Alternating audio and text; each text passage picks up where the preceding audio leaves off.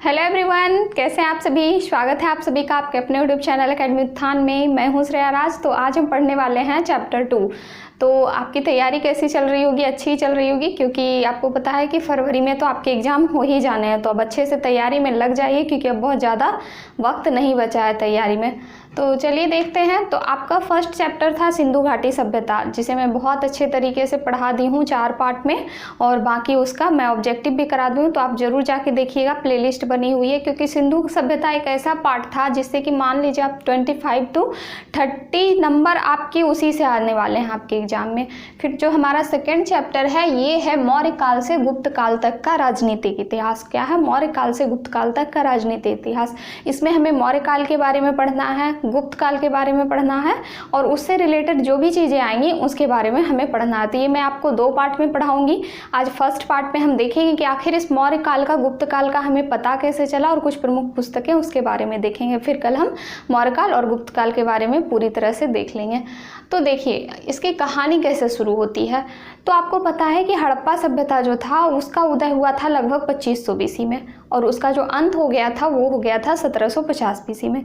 इतना के बीच जो रहा वो हमारा सिंधु घाटी सभ्यता यानी हड़प्पा सभ्यता रहा।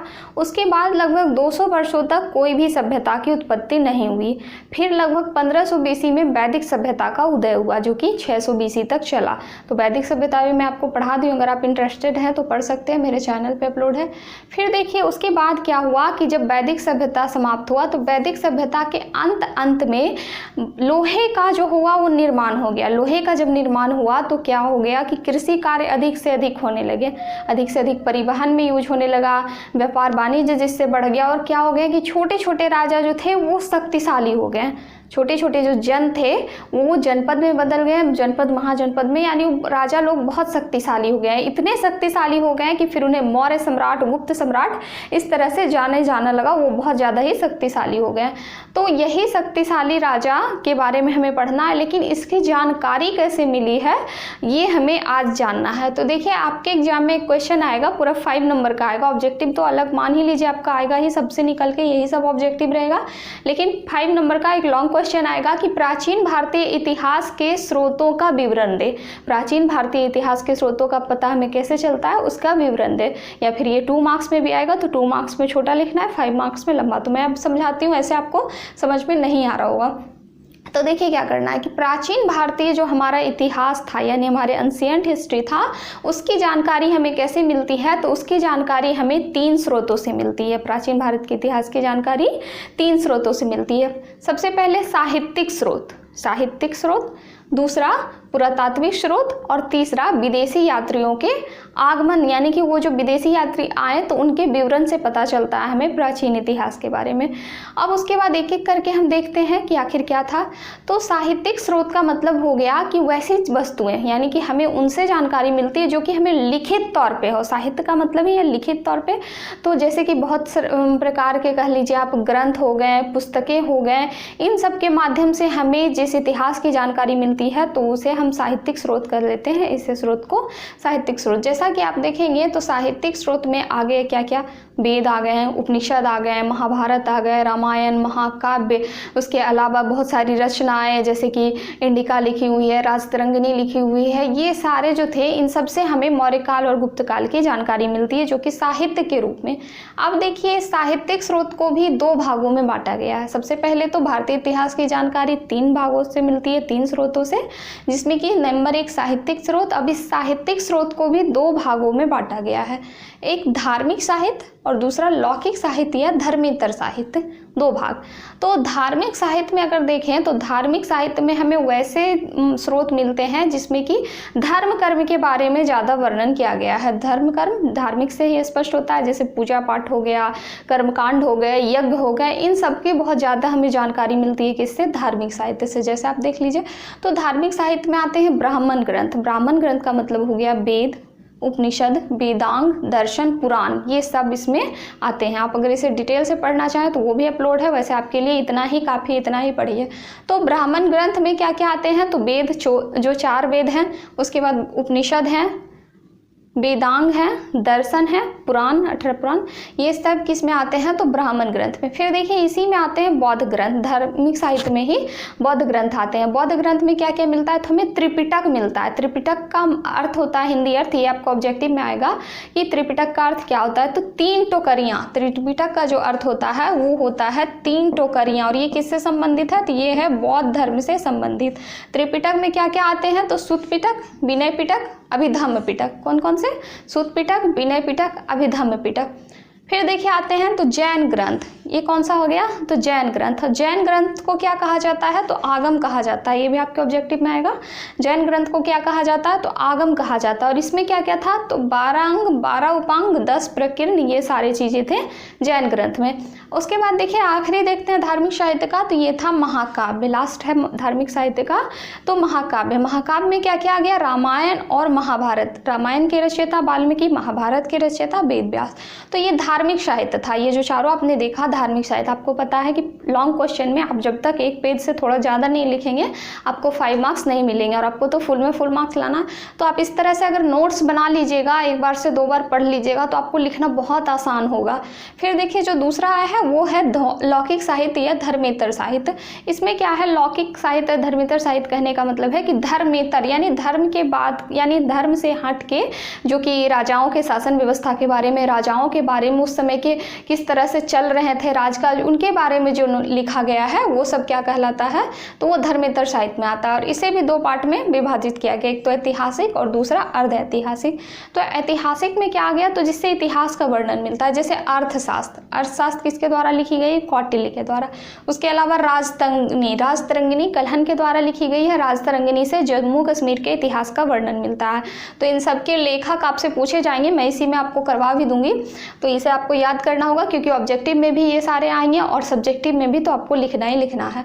तो देखिए ऐतिहासिक में अर्थशास्त्र आ गया, राजतरंगिनी आ गया। फिर देखें अर्ध ऐतिहासिक की अगर बात करें तो अर्ध ऐतिहासिक में क्या आ गया, मुद्रा राक्षस, अष्टाध्यायी, मालविकाग्निमित्र, महाभाष्य, यानी कि ये सब रचनाएं जो आ गई वो किसमें अर्ध ऐतिहासिक में। जैसे मुद्रा राक्षस, अष्टाध्यायी पाणिनि द्वारा लिखी गई, मालविकाग्निमित्र, महाभाष्य, ये सब आ गए किसमें तो अर्ध ऐतिहासिक ग्रंथ में। तो यहाँ से आपको क्या पता चला कि प्राचीन भारतीय इतिहास को 3 भागों में बांटा गया है। 3 भागों से हमें मिलता है, एक तो साहित्यिक स्रोत, दूसरा पुरातात्विक स्रोत, तीसरा विदेशी यात्रियों के वर्णन।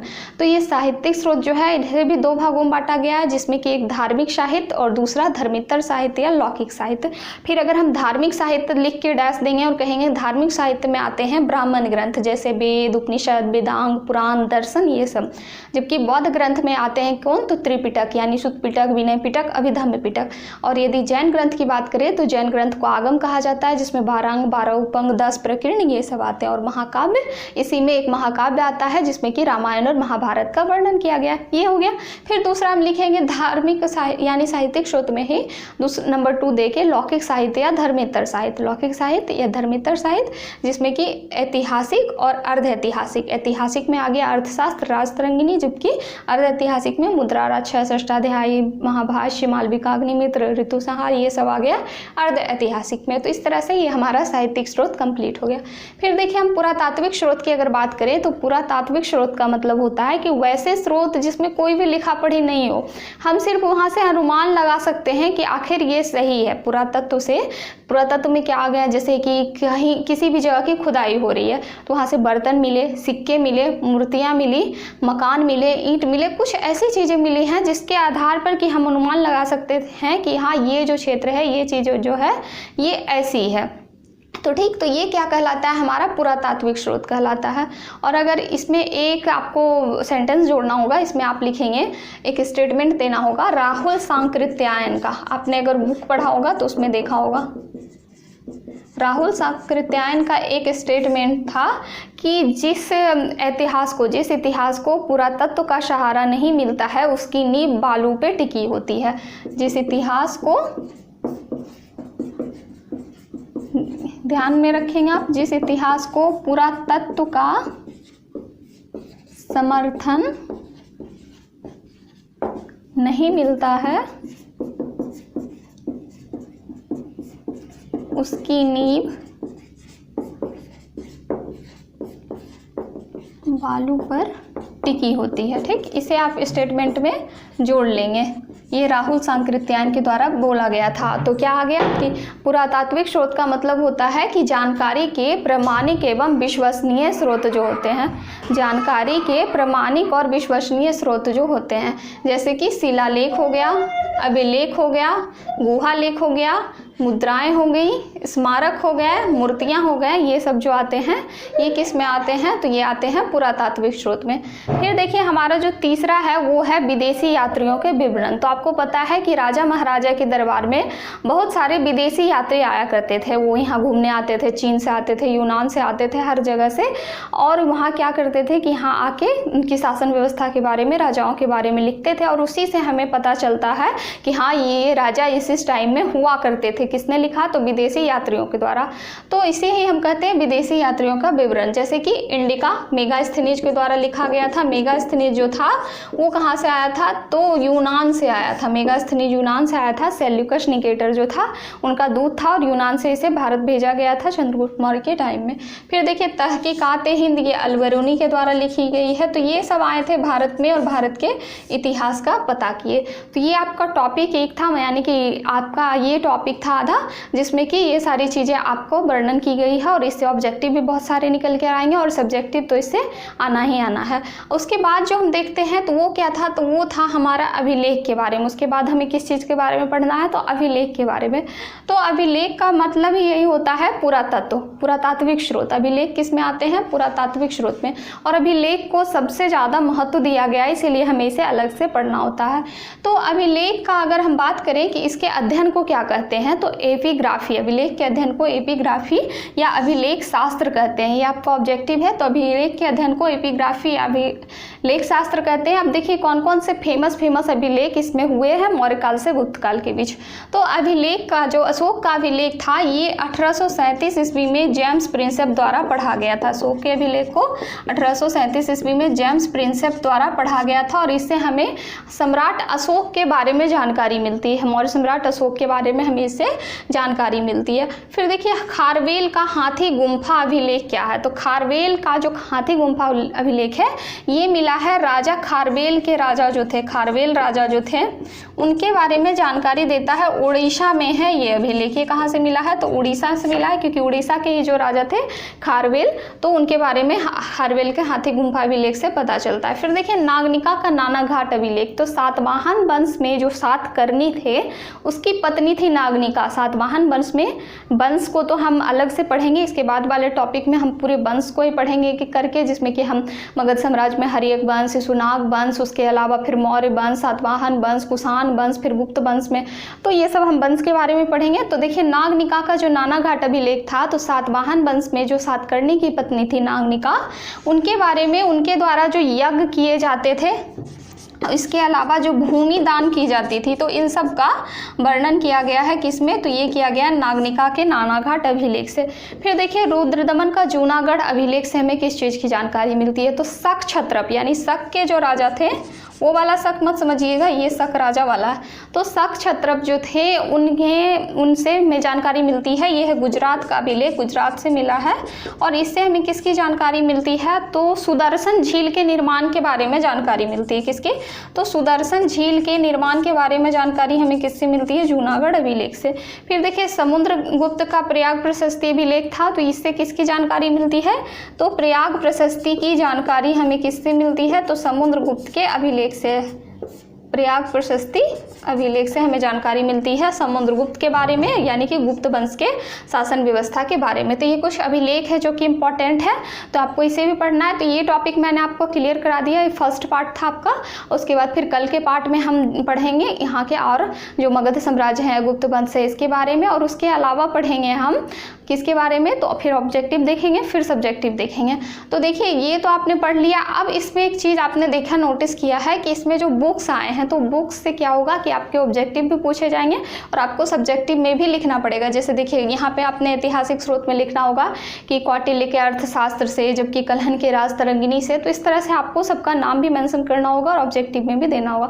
तो मैं आपको कुछ बुक्स के नाम दे देती हूँ, आप इसे याद कर लेंगे, और जो भी बच्चे याद कर लेंगे वो जरूर लिखेंगे कि हाँ मैंने याद कर लिया। बहुत इंपॉर्टेंट होगा आपके लिए। तो चलिए बुक को देख लें।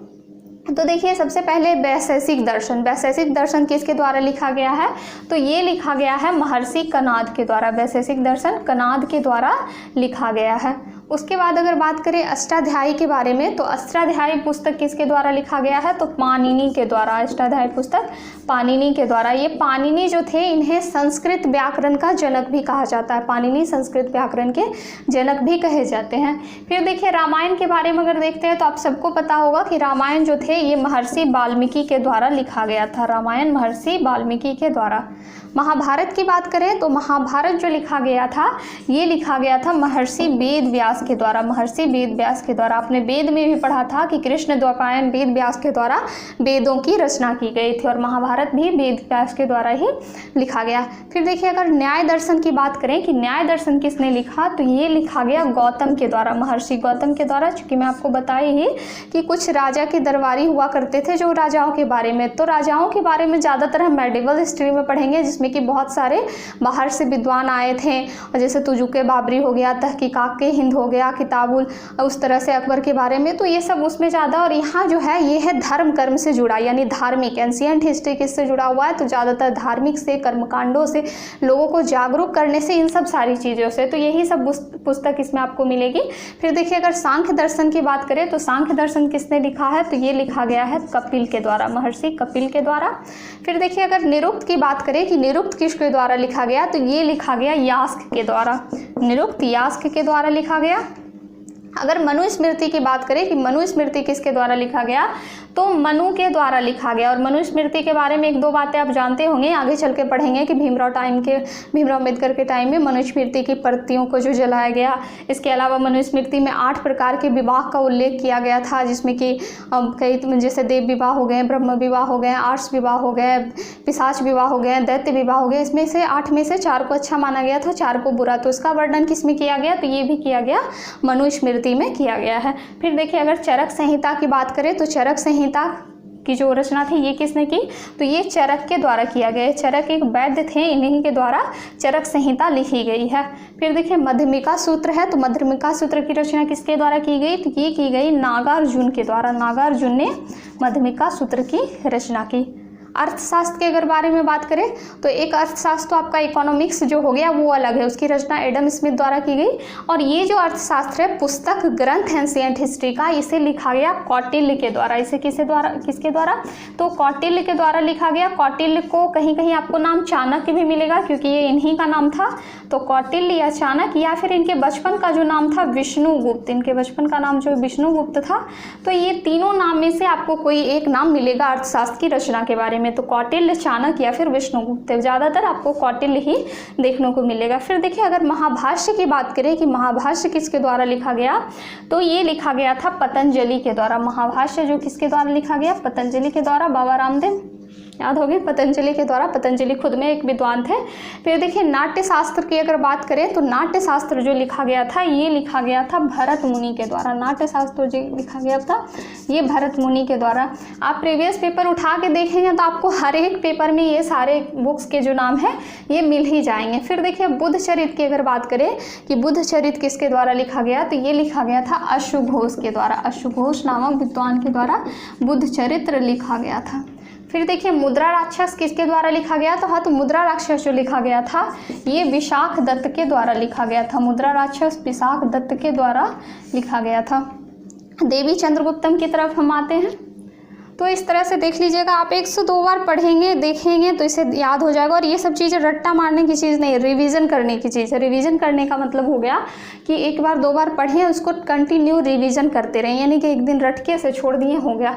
तो मुद्रा राक्षस किसके द्वारा लिखा गया? विशाख दत्त के द्वारा लिखा गया। देवी चंद्रगुप्तम ये भी विशाख दत्त के द्वारा ही लिखा गया। देवी चंद्रगुप्तम भी विशाख दत्त के द्वारा ही लिखा गया।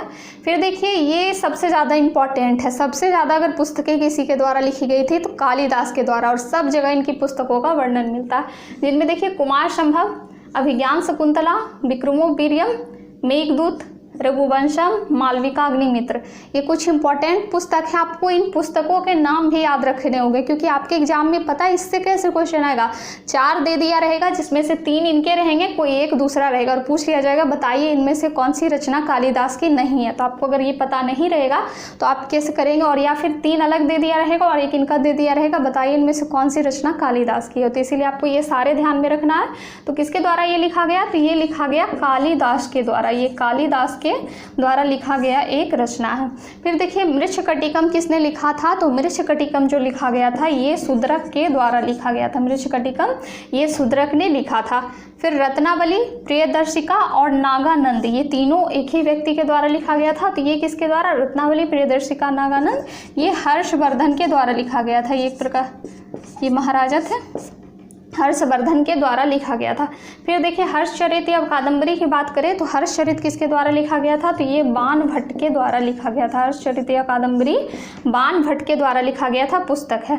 उसके बाद पृथ्वीराज रासो किसके द्वारा लिखा गया, तो ये लिखा गया चंदवर दाई के द्वारा। पृथ्वीराज रासो चंदवर दाई के द्वारा लिखा गया पुस्तक है। इंडिका की अगर बात करें ये किसने लिखा, तो इंडिका जो लिखा था ये लिखा था मेगास्थनीज के द्वारा। इंडिका मेगास्थनीज के द्वारा लिखी गई पुस्तक थी। फिर देखिए पंचतंत्र की अगर बात करें तो पंचतंत्र बहुत अच्छी पुस्तक थी, आपको पता होगा, बचपन में आपने पढ़ा भी होगा। चीकू मिकू, बंदर खरगोश, इन सब की कहानियाँ जो होती है, जंगलों की कहानियाँ। तो पंचतंत्र ये किसके द्वारा लिखा गया, ये विष्णु शर्मा के द्वारा लिखा गया। पंचतंत्र विष्णु शर्मा के द्वारा लिखा गया था। फिर देखिए गीत गोविंद की बात करें तो गीत गोविंद किसके द्वारा लिखा गया, तो ये जयदेव द्वारा लिखा गया था। गीत गोविंद जयदेव के द्वारा लिखा गया था। फिर देखिए कामसूत्र है, तो कामसूत्र किसके द्वारा लिखा गया था, तो ये वात्स्यायन द्वारा लिखा गया था। कामसूत्र में कुल 64 नियम है 8-8 के ग्रुप में, जिसमें कि व्यवहारिक जीवन के बारे में जानकारी दी जाती है। फिर देखिए अगर रामचरितमानस की बात करें तो रामचरितमानस किसके द्वारा लिखा गया था, ये लिखा गया था तुलसीदास के द्वारा। रामचरितमानस तुलसीदास के द्वारा लिखा गया। तो ये कुछ पुस्तक थे, इंपॉर्टेंट बुक्स थे आपके जो एंशिएंट हिस्ट्री के, जो कि आपके हर एक एग्जाम में आते हैं। तो आप इसे ज़रूर देख लीजिएगा, नोट डाउन कर लीजिएगा। और इसी तरह से ये हिस्ट्री का एक पार्ट था, तो ये आपके लिए लाना बहुत ज़्यादा ही इंपॉर्टेंट था। तो एंशिएंट हिस्ट्री में ये लाया गया, फिर मेडिवल में, मॉडर्न में अलग लाया जाएगा। तो अगर अच्छा लगा हो तो शेयर जरूर कीजिएगा, साथ ही कॉमेंट करके जरूर बताइएगा कि हाँ ये हमें अच्छा लगा। तो चलिए फिर हम नेक्स्ट पढ़ेंगे जो भी चैप्टर होगा। जय हिंद, धन्यवाद।